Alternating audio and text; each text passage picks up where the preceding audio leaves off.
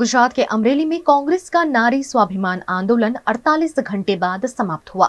गुजरात के अमरेली में नकली लेटर कांड मामले को लेकर पायल गोटी को न्याय दिलाने के लिए कांग्रेस ने नारी स्वाभिमान आंदोलन चलाया था। 48 घंटे तक चले इस आंदोलन का नेतृत्व पूर्व विपक्ष नेता परेश धनानी ने किया। परेश धनानी ने अमरेली में न्याय की मांग को लेकर धरने पर बैठकर अपील की थी कि व्यापारी अपना आधा दिन व्यापार बंद रखें। उनकी इस अपील पर मिश्रित प्रतिक्रिया देखने को मिली। कुछ इलाकों में व्यापारियों ने अपनी दुकानें बंद रखी, जबकि अन्य इलाकों में दुकानें खुली रहीं।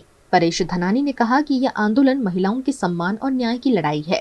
उन्होंने जनता और प्रशासन से इस मामले पर ध्यान देने और दोषियों पर सख्त कार्यवाही की मांग की है।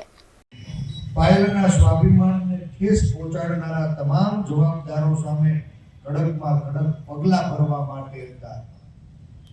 અફસોસ હાલ પરિણામ મળ્યું નથી, પણ આ રાજ્યના સંવેદનશીલ મુખ્યમંત્રીને હું આ મંચ ઉપરથી કરી હૃદયપૂર્વક વિનંતી કરું છું કે દાદા, ગુજરાતની આઝાદીના ઇતિહાસમાં કોઈ નિર્દોષ દીકરીને અડધી રાતે ઉઠાડીને पुलिस वाला 17 कलाक ઊંઘી રાખે, एक कुंवारी कन्यानो जाહેરમાં વરઘોડો કાઢીને આબરૂનું નીલામ કરે, एक निर्दोष દીકરીને પોલીસ સ્ટેશનમાં પાટે ઉડાવી પગે પટ્ટે પટ્ટે મારવામાં આવે, આવો બનાવ ગુજરાતમાં અને ગુજરાત સાફ છે।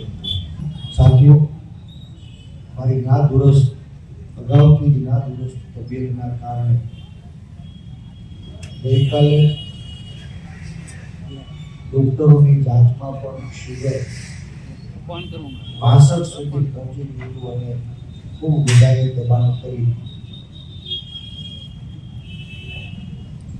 ક્યાંય શુગર લેવલ મેન્ટેન થાય, તબિયત સચવાય એવી વિનંતી કરી। મારા માતુશ્રી પણ ખૂબ ગભરાયેલા હતા।